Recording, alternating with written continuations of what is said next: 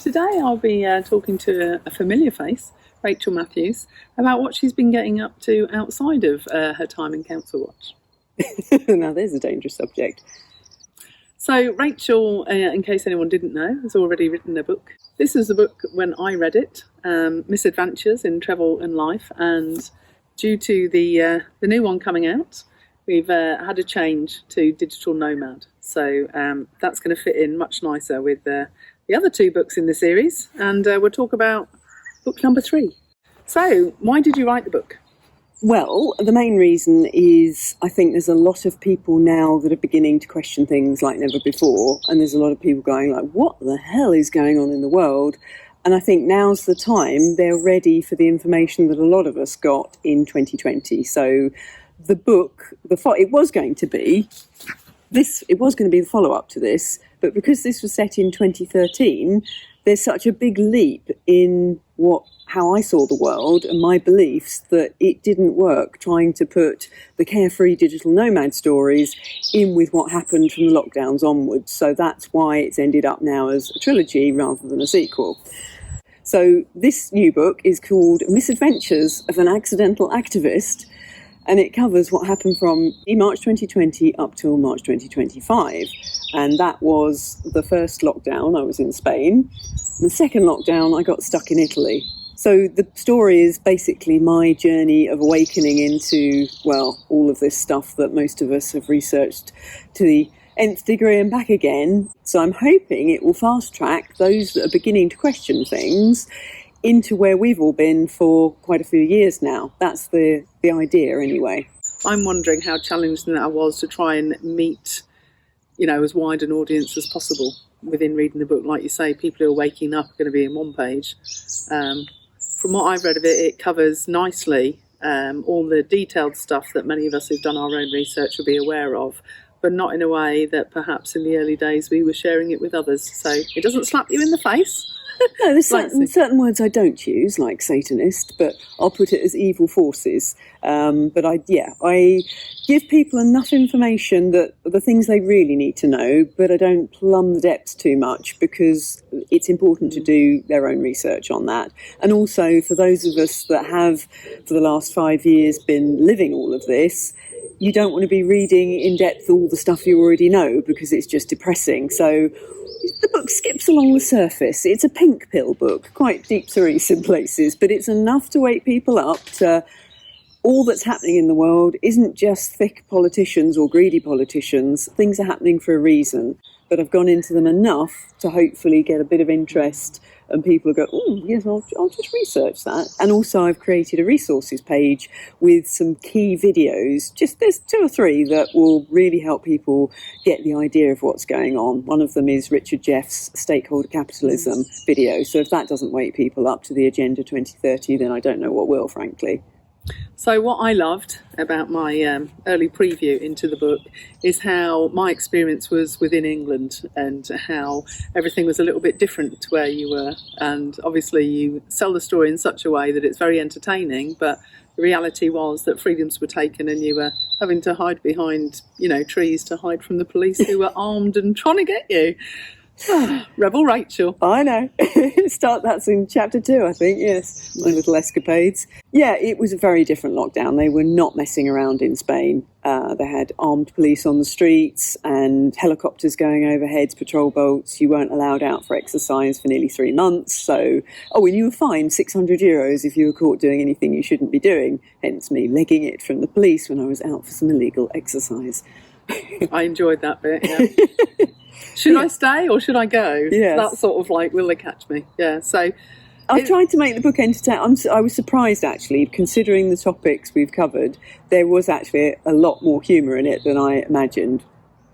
I imagine it's a little bit easier looking back and finding the humour as well. Yes, I wasn't laughing at the point. I was running for my dear life away from the police. Story format is so important because it gets information into people's brains in a way that if you lecture them about the climate or this, that and the other, you just can't get through, whereas a story is like a vessel that carries the information in and wakes people up in a whole different way. So that's why I think it's important to do, especially as I can't do Council Watch anymore. Financially, it was absolutely crippling. And also my parents, there's various operations coming up. They're going to need a lot of care.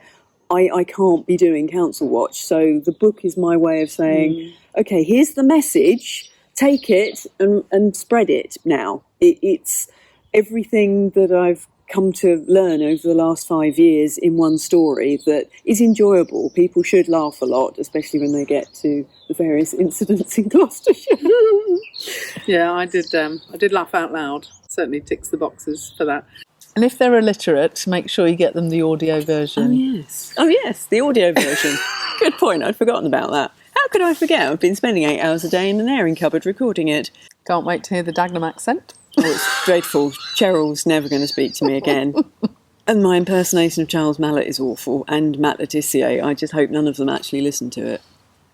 Well, I'm sure they'll all appreciate the comedy in how they sound. I'm not so sure. Well, it isn't meant to be serious, is it? So No. We cover a lot of serious topics in the book, but no, it is quite humourful. So the official launch of the book is going to be in May, but for the Easter weekend, I don't even know if it's going to have any cover art, but it's like, what the heck? The story's important. So the audio version will be done and the Kindle version.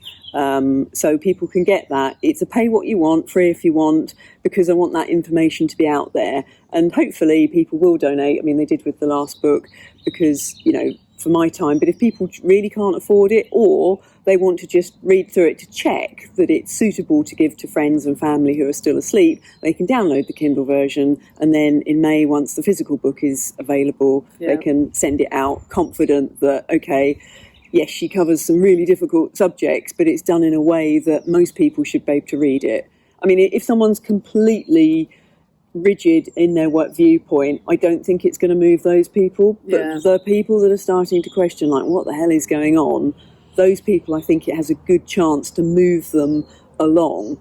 The cover didn't get done in time, but if you'd like to win a signed copy of the book, if you can download it this weekend, the Kindle version, read through it and leave me a review under this video before the 1st of May, I will randomly pick one person. Doesn't matter whether the review is good, bad or ugly, I will still pick someone, although obviously if you hate the book you probably won't want a signed copy. But anyway, basically I've only had 3 people read the book, so I've only got 3 reviews, and all 3 of those people are in the book. So I would like some unbiased reviews from people I don't know that I can put in the main launch in May. So there's a bunch of add-ons as well. The other aim of the book is to not focus on all the rubbish that's happening, but it's what do we do, how to move out of it and out the other side, because there is so much anger and apathy. And what I want to do at the end of the book, the very last chapter, is, okay, what do we do from here?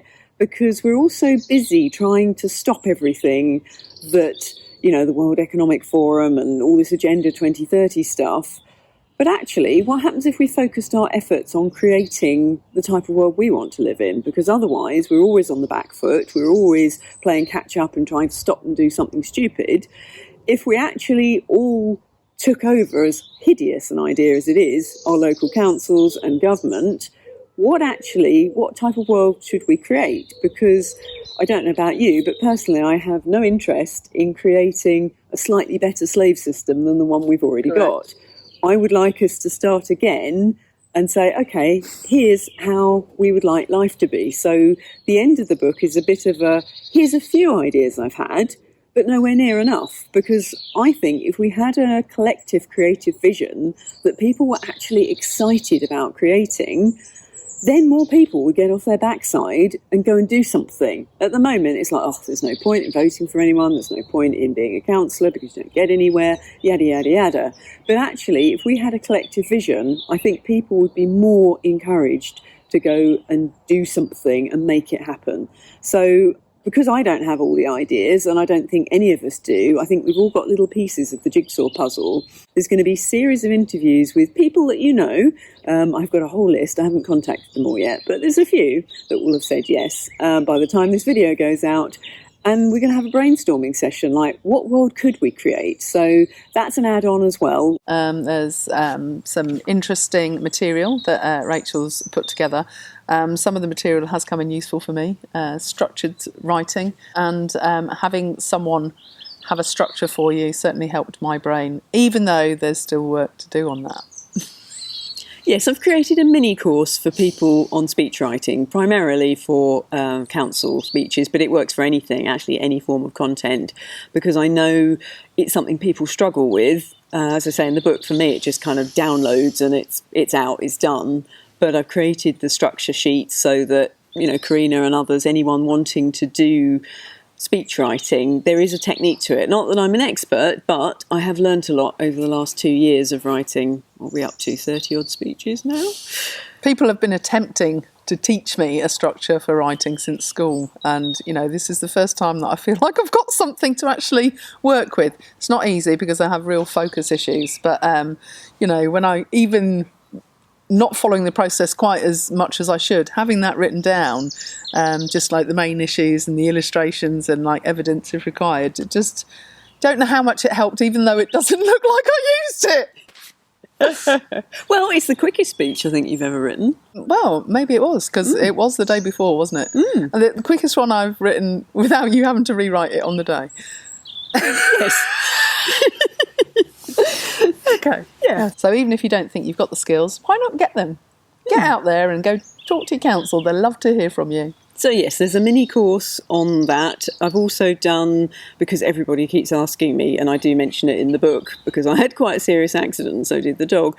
I've got a natural first aid kit. So everyone wants to know what's in it, what do you do? So there's a little list, that's an add-on as well if people want to get that. Again, no, I'm not claiming to be a doctor. This is just all the things I've stocked up on just in case we run out of hardcore medicines and painkillers. And actually that first aid kit has been incredibly, it's more than first aid kit, it's a whole floor to ceiling medicine cabinet. So when anyone gets the slightest ache and pain, oh, have you tried this? Now I come with a potion. So it's my list of things, because when I first came back to England, because of my father's knee operation, I was queuing in the chemist, and the number of drugs and things they'd run out of was scary. So that's what made me create this kit. Well, I do recall with some amusement sending Rachel a text thanking her for her self-sacrifice in doing a non-NHS management of a very significant third-degree burn over her foot. So plenty of aloe vera, if I remember, smeared on and like no, working more than through. that. It was the DMSO that was the... Oh, really? Yes, that saved my foot. Okay. I was in a really bad way. But anyway, so yeah, there's that. Anything else we should add? I know you haven't had the time to read the full book, and you have had about 100 different versions sent to you. But what's been your favourite bit so far that I haven't cut out to put in book 2? Oh, I'm not sure what you've cut out, but... Chapters 4, 5, 6 and I think 7. the bits that make me smile the most is when you give insight to the reality of, the background, so not whatsoever on the camera. Yes. Yeah, there's a lots of behind the scenes of, because people get a certain idea of who we are from the very polished edited videos that go out. From the comments suggesting you should be Prime Minister. And the moments when I've had to have support to get out of an unlocked bathroom. We probably shouldn't be the people that people are suggesting should run the country, but I do feel we couldn't do a worse job than the current lot. That's true. the problem. True enough, and we could certainly do it with a smile. But yes, that's the other reason I've written this book, so people don't keep nominating me to be Prime Minister. Oh, come on, it would be quite funny. I'd love it. You'd have to have me in your cabinet, though. Oh, I would. I could do health. Yeah, you could do health. Health and comedy, laughter therapy. Yes. Yeah, highly skilled. See, we could do it. So that concludes our interview with the lovely Rachel Matthews, who's out there with a little team of us council watchers behind her, saving the world. So thank you. Thank you. Right, good luck with the editing.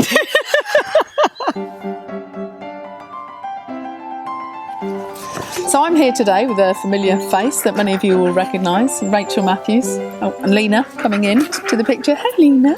We don't need dog breath. Let's do it again, because all you'll hear is heavy breathing down the microphone. I know you love Carinna, but come and out lie the way. down. Come and lie down. So I'm here with Lena, trying to get an interview in with Rachel. There we go. Auntie Carinna. Oh, thank you.